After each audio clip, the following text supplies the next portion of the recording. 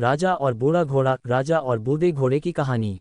एक राजा था, उसके अस्तबल में बहुत सारे घोड़े थे, लेकिन उन सभी में से एक घोड़ा ऐसा भी था जो सभी घोड़ों से ज़्यादा शक्तिशाली और युद्ध कौशल में निपुण था। राजा हर युद्ध में उसकी पीठ पर बैठकर जाता और युद्ध जीत कर आता था, इसलिए राजा उसे बहुत प्यार करता था। समय के साथ घोड़ा बूढ़ा हो गया। राजा को लगा कि अब शायद उसका घोड़ा पहले की तरह युद्ध में सहयोग नहीं कर पाएगा, इसलिए उसने घोड़े को युद्ध में ले जाना बंद कर दिया। अब घोड़ा सारा दिन अस्तबल में बैठा रहता था या घास चरने मैदान में चला जाता था। एक दिन घोड़ा कहीं दूर निकल गया और रास्ते में आते समय एक नदी मिली। नदी में कीचड़ था।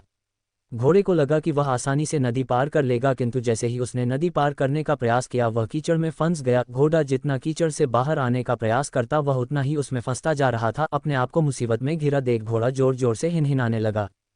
घोड़े की हिनहिनाने की आवाज़ सुनकर रास्ते से जा रहे राहगीर इकट्ठे हो गए। उन सभी ने मिलकर घोड़े को कीचड़ से निकालने का प्रयास किया, किंतु वे असफल रहे। लोगों ने घोड़े के मालिक का पता किया तो पता चला वह राजा का घोड़ा है। ये बात राजा तक पहुंचाई गई कि उनका प्यारा घोड़ा गहरे कीचड़ में फंस गया है और कीचड़ से नहीं निकल पा रहा है। राजा अपने सैनिकों के साथ घटनास्थल पर पहुंचा और घोड़े को निकालने का प्रयास करने लगे, किंतु उन्हें भी सफलता नहीं मिली। अब राजा भी बहुत परेशान हो गया। उसने अपने मंत्रियों को बुलाकर सलाह ली। तभी एक बुजुर्ग मंत्री ने सलाह दी कि घोड़े के पास युद्ध के नगाड़े बजवा दिए जाएं और आसपास युद्ध का माहौल तैयार किया जाए। राजा को बूढ़े मंत्री की सलाह अच्छी लगी और उसने वैसा ही किया।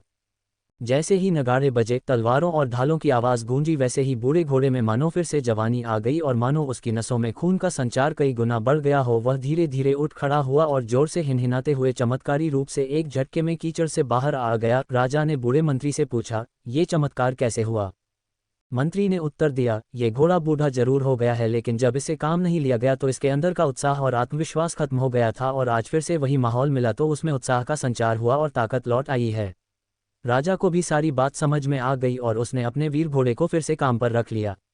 शिक्षा। राजा और बूढ़ा घोड़ा कहानी से हमें शिक्षा मिलती है कि जीवन में उत्साह और आत्मविश्वास को कभी खत्म नहीं होने देना चाहिए।